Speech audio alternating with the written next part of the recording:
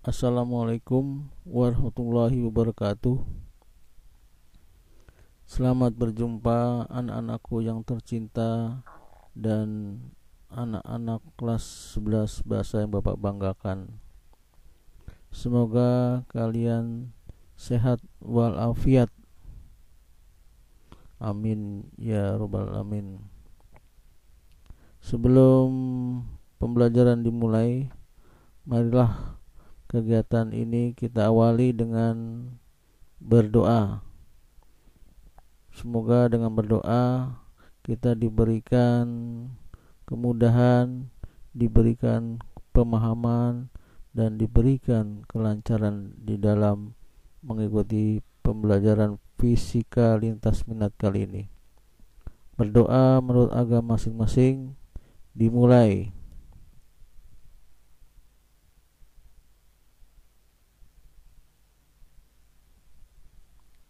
Berdoa selesai. Anak-anak sekalian, kali ini pembelajarannya untuk materi momen couple dan momen inersia.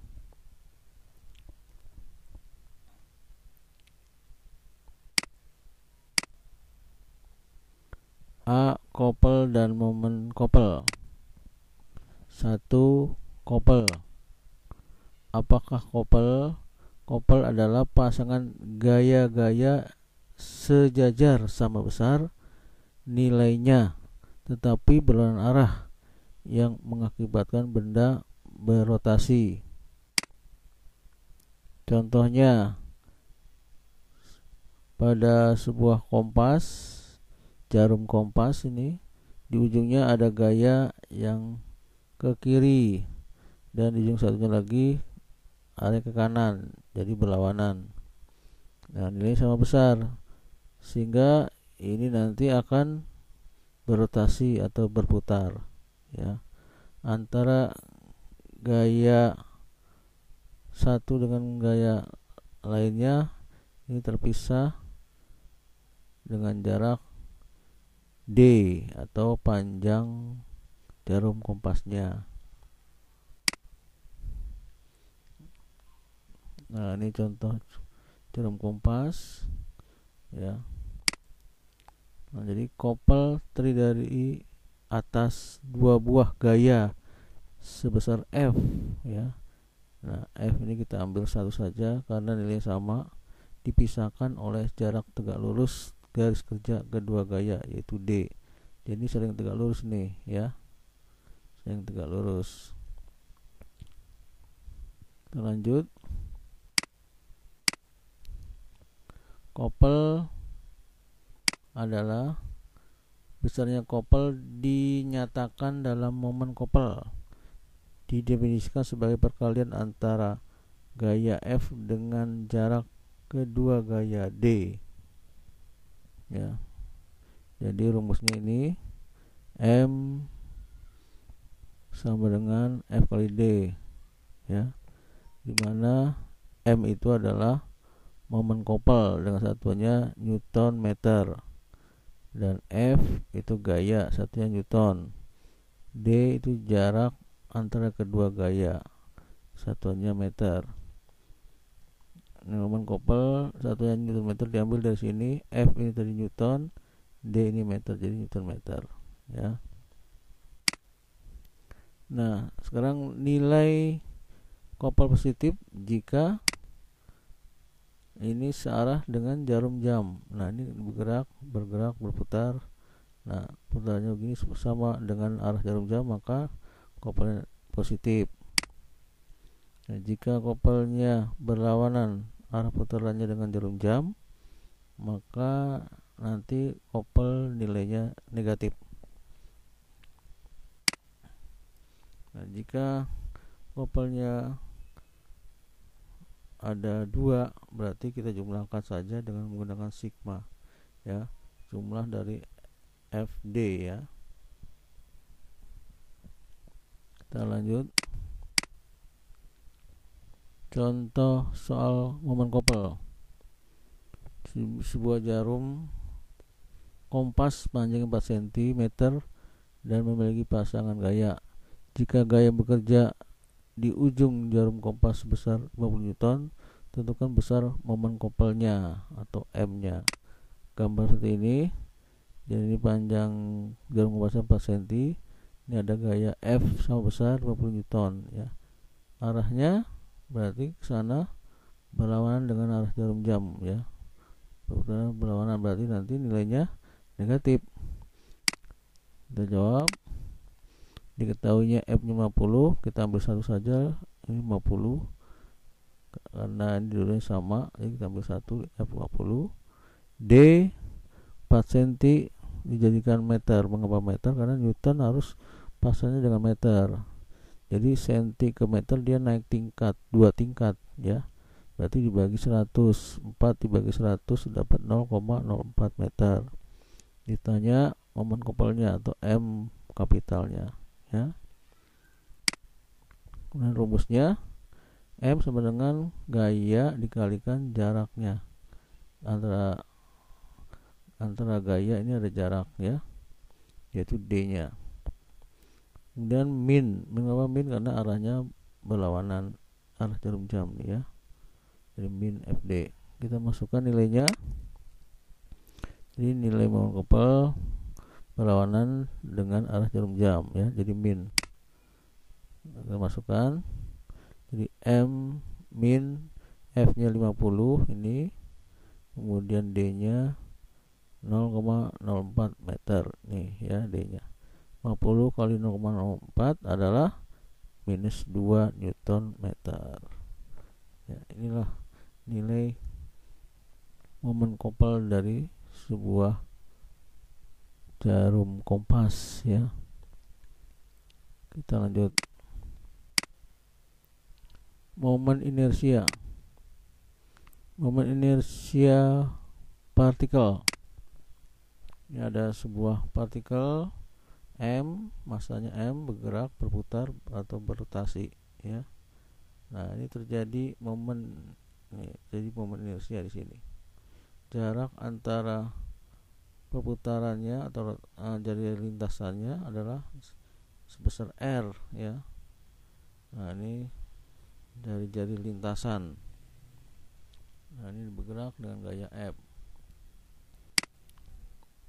Jadi momen inersia sebuah partikel massa M yang melakukan gerak rotasi pada jari lintasan R yang besarnya adalah hasil kali massa partikel dengan kuadrat jari lintasannya. Jadi M ini dikalikan dengan kuadrat R-nya, ini menghasilkan momen inersia. Rumusnya jadi I. Ya, simbolnya momen inersia adalah I. Jadi keterangannya I itu momen inersia ya, yaitu M kali R. M ini kilogram satuannya, kemudian R kuadrat, R adalah meter jadi kuadrat, ini jadi meter kuadrat. Jadi sini satuan momen inersia kilogram meter kuadrat ya, diambil dari sini. Massa yaitu simbolnya M dengan satuannya kilogram. Kemudian R adalah jari-jari lintasan ya, satunya M. Nah, ini jari-jarinya nih, jadi lintasannya.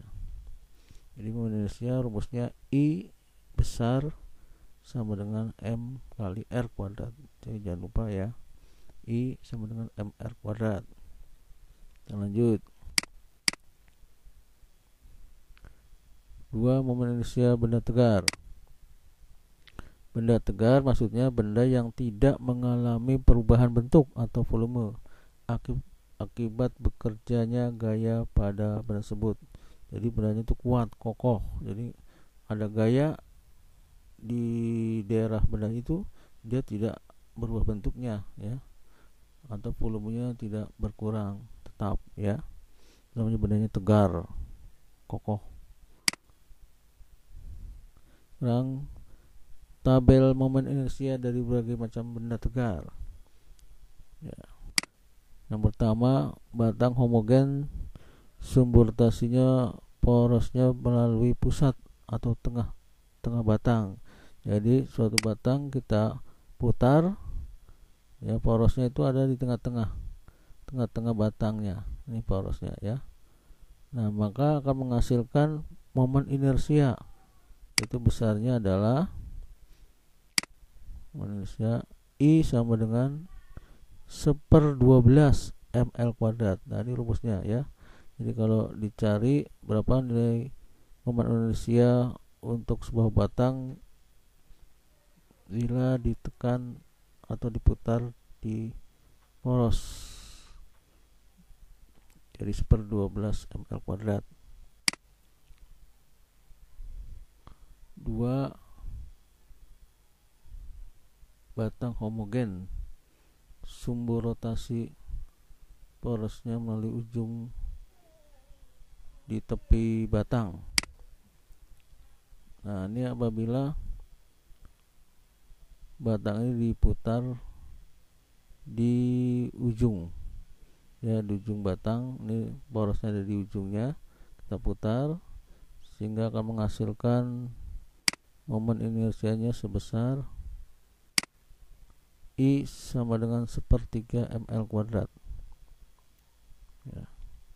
Jadi kalau di tengah diputarnya I 1/12 ml kuadrat, kalau di tepi atau di ujung diputar maka momen inersianya 1/3 ml kuadrat.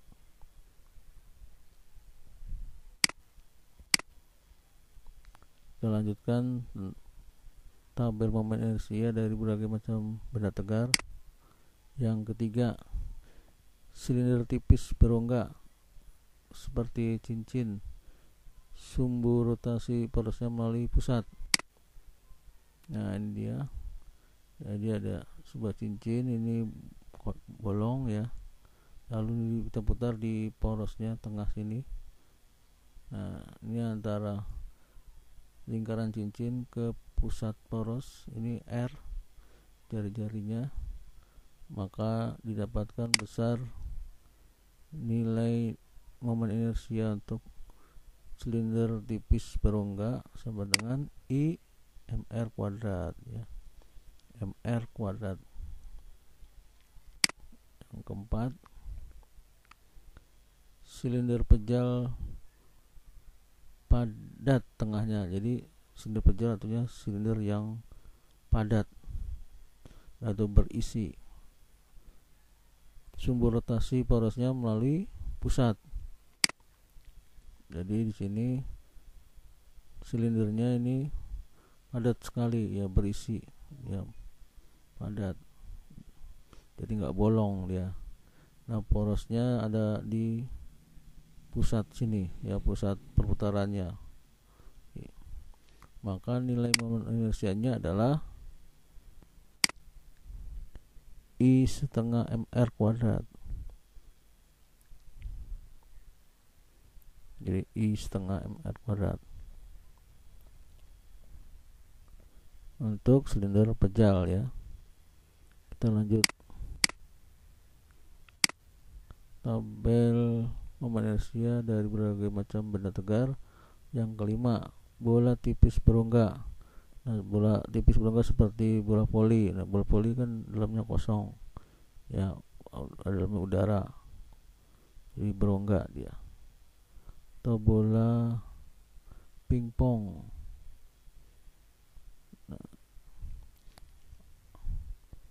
Nah, atau bola kaki. Nah, sumbu rotasi porosnya melalui pusat. Nah, seperti ini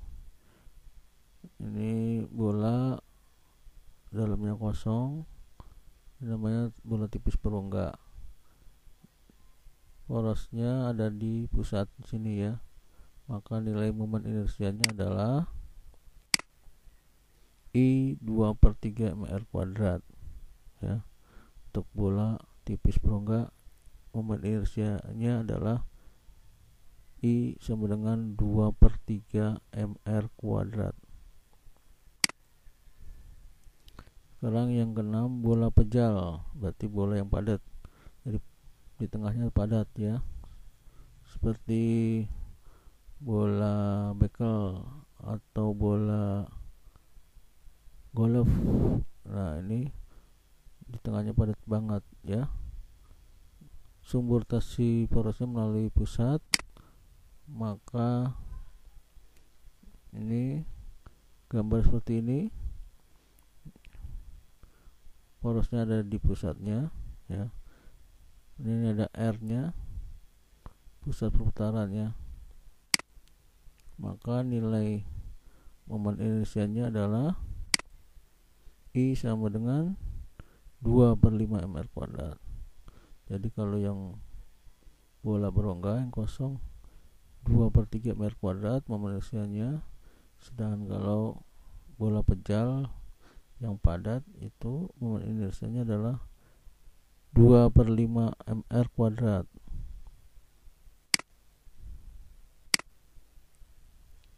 Contoh soal momen inersia. Tentukan besar momen inersia dari berbagai macam benda berikut ini dengan sumbu rotasi pusat benda sebagai porosnya ya. Jadi sumbu rotasi pusatnya sebagai porosnya. Pertama, bola pejal jika massa bolanya 5 kg dengan diameter 20 cm. Yang kedua, silinder pejal jika massa silindernya 2 kg dengan diameter 1 cm. 3. Batang homogen jika massa batang 0,12 kg dengan panjang batang 40 cm. Jawab. Yang pertama, diketahui bola pejal massa 5 kg, diameternya 20 cm. Jadi R nya atau jajarnya separuh dari diameter, jadi D dibagi 2, jadi 20 dibagi 2 jadi 10 cm, jadi 3 meter ya, karena kilogram berpasangan dengan meter. Cm ke meter naik 2 tingkat atau dibagi 100, 10 bagi 100 dapat 0,1 meter. Ditanya momen inersianya ya, momen inersia bola pejal. Jadi rumus momen inersia bola pejal adalah tadi I 2/5 mr kuadrat. Kita masukkan 2/5, M nya 5, R nya 0,1 dikuadratkan. Jadi 2/5 kali 5, coret 5 nya jadi tinggal 2 ya, 0,1 kuadrat berarti 0,0,01 sama dengan 0,02 kg meter kuadrat.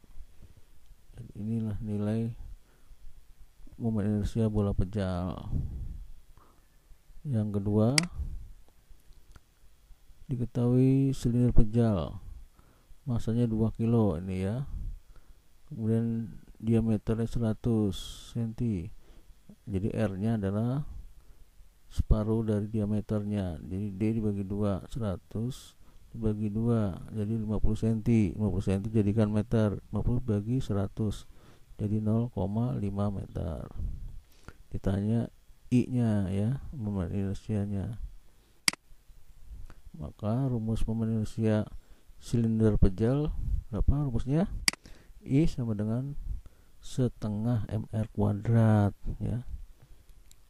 Rumus momen inersia silinder pejal setengah mr kuadrat. Kita masukkan, jadi setengah, M nya 2, R nya 0,5 dikuadratkan, setengah kali 2 berarti 1 ya, kemudian 0,5 kuadrat adalah 0,25, jadi 1 kali 0,25 berarti 0,25 kg meter kuadrat ya. Itu nilai untuk momen inersia silinder pejal. Kemudian yang ketiga, batang homogen massanya 2,12 kg, kemudian panjang batangnya L 40 cm, jadikan meter jadi 0,4 ya, bagi 100, 40 bagi 100, 0,4 meter. Ditanya momen inersianya. Sekarang rumus momen inersia batang homogen sumbu rotasinya di pusat batang, jadi berapa? I sama dengan 1/12 ya ml kuadrat ya, karena diputar di pusat batang ya, maka jadi I nya 1/12 ml kuadrat. Kita masukkan 1/12 kali masanya tadi 0,12, L nya berapa? 0,4 dikuadratkan 1/12 dikali 0,12 dapat 0,01 ya. 0,4 kuadrat dapat 0,16 dikalikan 0,01 dikali 0,16 jadi 0,0016 kg meter kuadrat. Nah itu ya untuk momen inersia di pusat batang ya. Kita lanjut.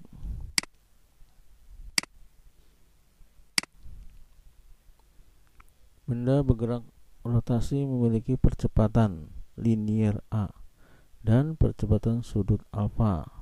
Nah seperti pada gambar ini dia sedang bergerak, ini ada percepatannya, liniernya, dan percepatan sudutnya. Jadi ada sudut yang ditempuh sini ya.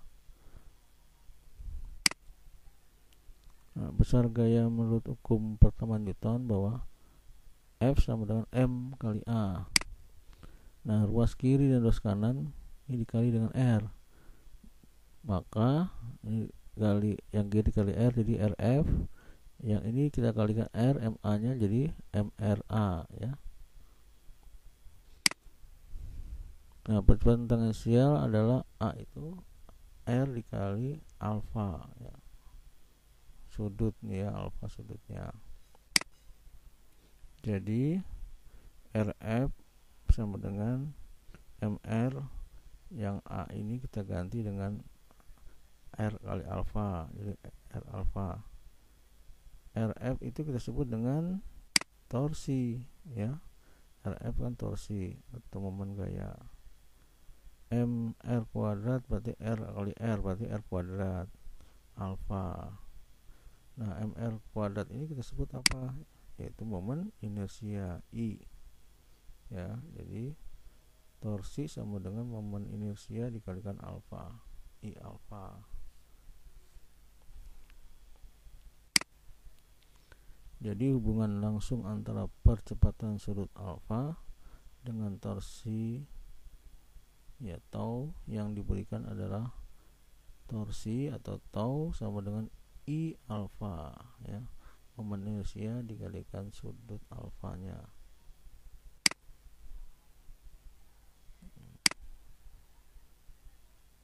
Jadi besar torsi resultan sama dengan momen inersia dikalikan percepatan sudutnya ini ya, I kalikan alfa. I itu adalah momen inersia, alfa adalah percepatan sudutnya. Terangannya tau atau torsi pada benda ya, yang satunya Newton meter, I nya momen inersia, yang satuannya kilogram meter kuadrat, alfa percepatan sudut, dengan satunya radian per sekon kuadrat atau rad per sekon kuadrat ya.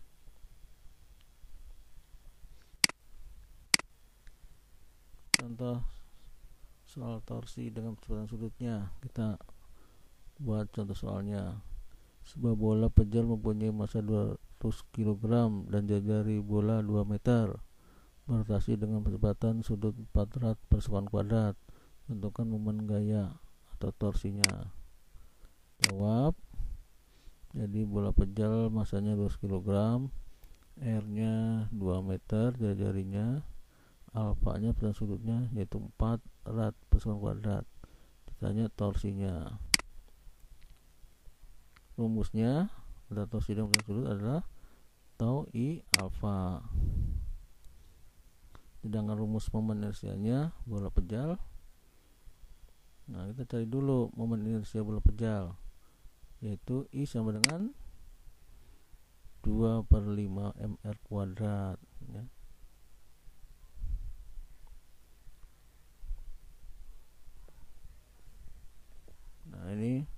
rumus momen inersia bola pejal ya, bola yang padat 2/5 mr kuadrat. Kita masukkan, jadi tau sama dengan 2/5 mr kuadrat kali alfanya ya. Nih kita masukkan angkanya 2/5, m nya dari 200, r nya 2, ini dikuadratkan, alfanya itu 4 ya. Jadi 2/5 kali 200 dapat 80, 2 kuadrat berarti 4, ini 4, berarti 80 kali 4 kali 4, jadi dapat 1280 kg meter kuadrat. Nah itulah nilai torsinya ya, semoga bisa dipahami. Terlanjut, momentum sudut. Pengertian momentum sudut: sebuah benda bermasa m berotasi pada sumbu tetap dengan kecepatan sudutnya v sehingga memiliki momen inersia I. Besar momentum sudutnya jadi adalah apa? L I kali W ya. L itu adalah momentum sudut ya. Jadi L ini momentum sudutnya, huruf L kapital. Satuannya dari sini ya, I itu momentum inersia kilogram meter kuadrat, dan sudut per sekon, jadi ya kilogram meter kuadrat per sekon. I momentum inersia yaitu kilogram meter kuadrat. W itu kecepatan sudut yaitu satuannya rad per sekon. Nah ini rumus momentum sudut, L sama dengan I kali W, momen inersia dikalikan kecepatan sudutnya. Kita lanjut.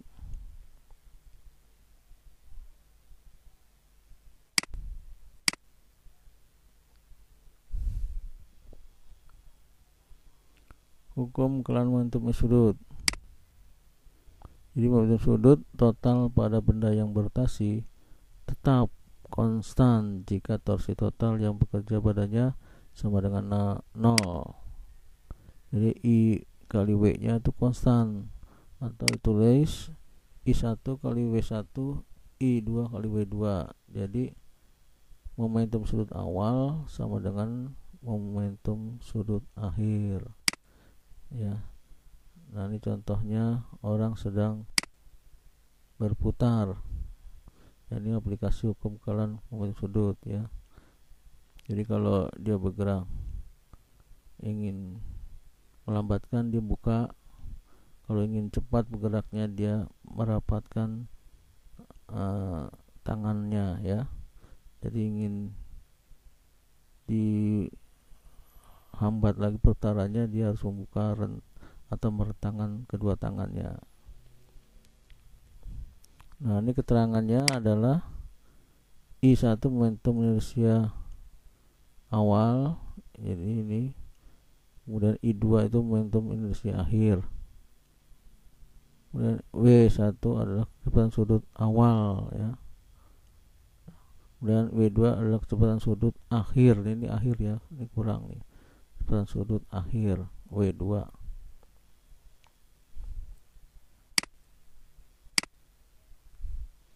Contoh soal momentum sudut. Seorang penari balet bereaksi ketika kaki dan tangannya dirapatkan sehingga berotasi dengan kecepatan sudut 10 rad per sekon dan momen inersianya 400 kg meter kuadrat. Ketika ingin melambatkan kelajuan rotasinya, ia membuka kaki dan tangannya sehingga momen inersianya bertambah menjadi besar, yaitu menjadi 800 kg meter kuadrat.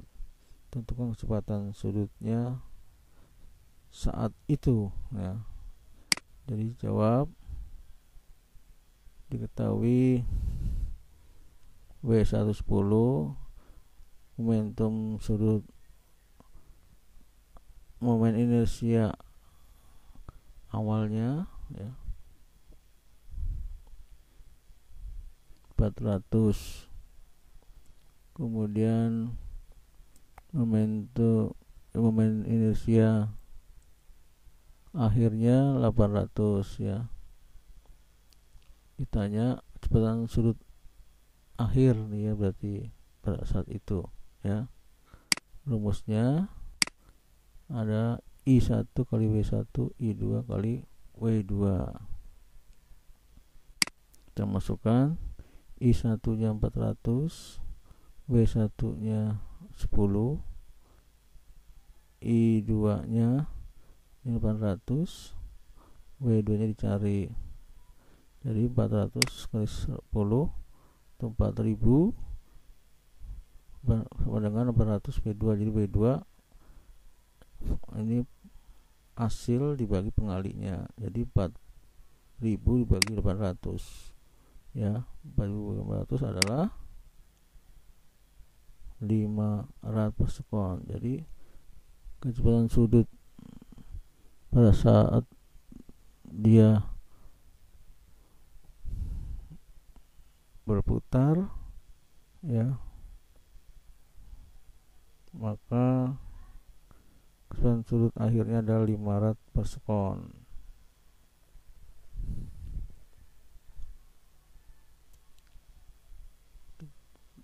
Kita lanjut.